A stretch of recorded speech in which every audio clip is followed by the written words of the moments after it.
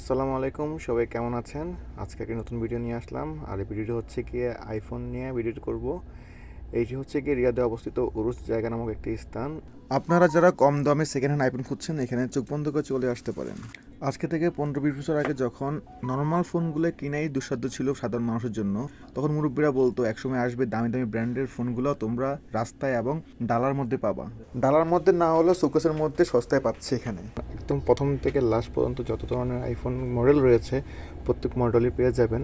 তো আমার বন্ধু দেখে যাবে, তার গ্রাম থেকে একটা বন্ধু তাকে ফোন করে বললো যে আইফোন 4 অথবা 5 যে মডেলটা পাওয়া যায় সেটা যেন নিয়ে যায় ওর জন্য। তো সেই জন্যই আজকে আমরা চলে আসলাম এই পাইকারি মার্কেটে, মানে সেকেন্ড হ্যান্ড মার্কেটে।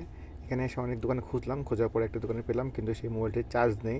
বিতে আমরা ওয়েট করতেছি, চার্জ হয়ে গেলে আমরা চেক করব টাচ কাজ করে কিনা, ব্যাটারি পার্সেন্ট কত কী আছে না আছে সব চেক করব।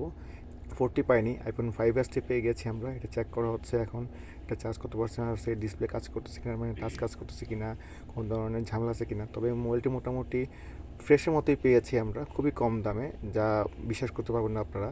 মাত্র 150 রিয়াল দিয়ে আমরা একটা আইফোন 5S যে মডেলটি আছে সেটি কিনে নিলাম। তো মুরব্বীরা বলতো একটা সময় আসবে যে দালাই করে মোবাইল বিক্রি করা হবে। তো দেখুন আইফোন বিক্রি হচ্ছে একদম সস্তায় মাত্র 150 রিয়ালে, যা কিনা বাংলাদেশের টাকায় বর্তমান প্রাইসে 5,000 টাকা। ভিডিওটি ভালো লাগলে অবশ্যই শেয়ার করে দিবেন এবং এই ধরনের ভিডিও পেতে আমাকে ফলো দিয়ে রাখবেন।